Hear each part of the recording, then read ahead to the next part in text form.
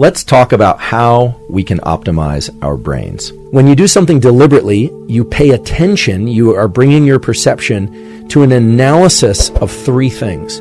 Duration, how long something is going to take or should be done. Path, what you should be doing. And outcome, if you do something for a given length of time, what's going to happen. What I call DPO, duration, path, outcome, type of deliberate function in your brain and nervous system. When you engage in this duration, path, and outcome type of thinking or behavior or way of being, you start to recruit these neuromodulators that are released from particular areas of your brain, and also, it turns out, from your body, and they start cueing to your nervous system, something's different now about what I'm doing. The moment you decide to learn something, or to resist speaking, or to speak up when you would rather be quiet, anytime you're deliberately kind of forcing yourself over a threshold, you're engaging these brain circuits and these nervous system circuits. Impulsivity is a lack of top-down control, a lack of top-down processing. The other thing that will turn off the forebrain and make it harder to top-down processing is a couple of drinks containing alcohol. Well, the removal of inhibition is actually a removal of neural inhibition, of nerve cells suppressing the activity of other nerve cells. And a lot of people don't understand, or at least appreciate, that the thought patterns and the neural circuits that underlie thoughts can actually be controlled in this deliberate way.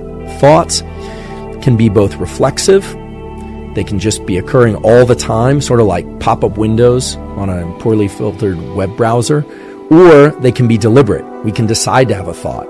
In fact, right now you could decide to have a thought just like you would decide to write something out on a piece of paper. The brain is going through these 90-minute so-called ultradian cycles throughout the entire day and night. Every 90 minutes we shift over from being very alert to being less alert, and then back to alert again. You'd be amazed how much you can get done in 90 minutes if you are focused. There will be kind of peaks and valleys within that, but that 90 minutes is about what the brain can handle in terms of a dedicated effort for high degree of focus.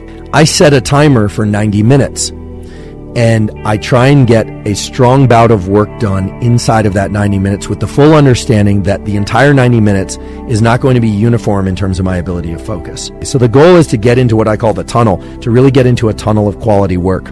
So that means no checking the markets, no checking social media, no checking the news, no checking email, none of that. That's the mentality that I've embedded in myself, that there's nothing more important than what I'm doing in that 90-minute block. And that's what works for me. The brain loves that state, but it's very hard for many of us to access. Every cell and organ in your body needs light information. You can actually use light to wake up earlier. You have the capacity for what are called phase advances and phase delays. So that's something you could try. You could put your lights on a timer to go on early in the day before you wake up.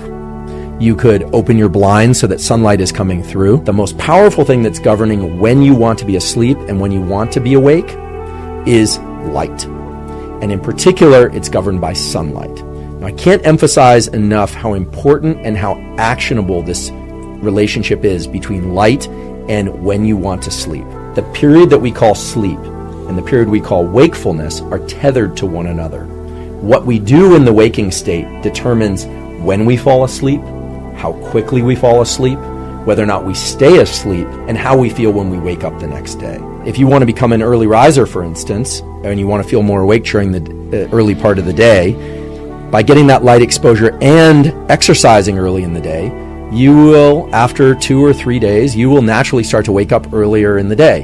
And that's because these clock mechanisms have shifted. It's like setting the clock earlier. By viewing sunlight at that time of day in the evening, or afternoon, depending on what time of year it is and where you are in the world, these melanopsin cells, these neurons in your eye, signal the central circadian clock that it's the end of the day. If you want to do this through a window at work, that's fine, but it'll take 50 times longer. So the best thing to do is just to get outside for a few minutes, anywhere from 2 to 10 minutes, also in the afternoon.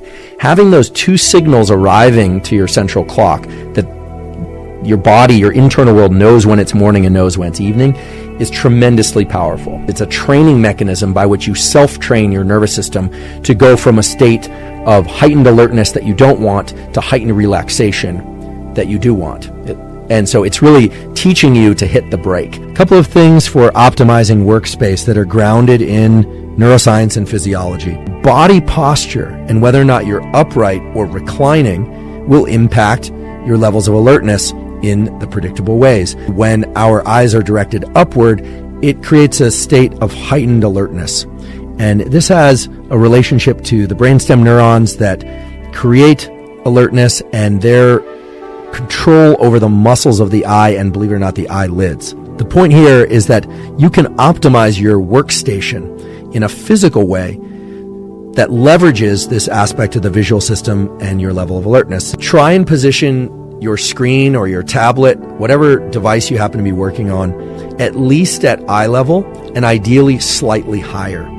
If you think about it, most people are not doing this. Most people are looking down at their computer or tablet. That is not going to support heightened states of alertness and optimal attention.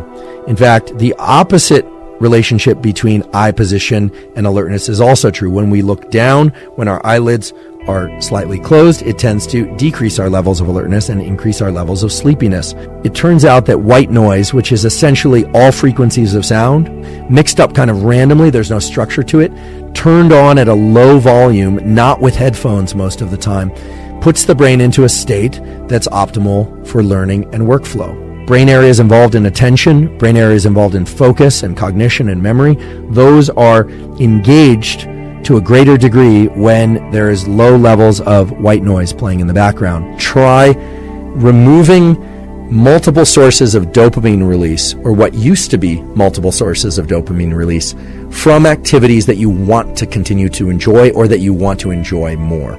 I can use a personal example for this. I happen to really enjoy working out. I've always really enjoyed it. But in recent years, I noticed that if I was bringing my phone to my workouts, I started to lose interest in what I was doing. It wasn't as pleasureful. As I started learning more about this relationship between the peaks and the baselines in dopamine, what I realized was that some time ago, I probably experienced an incredible increase in the amount of dopamine during one of my workouts because I enjoy working out and I enjoy listening to music. Those are all wonderful pursuits, but I had layered in too many of them too many times, and then it essentially wasn't working for me anymore. Much in the same way a drug wouldn't work for somebody who takes it repeatedly because their baseline of dopamine is dropping. Addiction is a progressive narrowing of the things that bring you pleasure. Enlightenment is a progressive expansion of the things that bring you pleasure. I would imagine that being able to derive pleasure from many things would be a wonderful attribute. We know people like this that can experience pleasure in little things and in big events.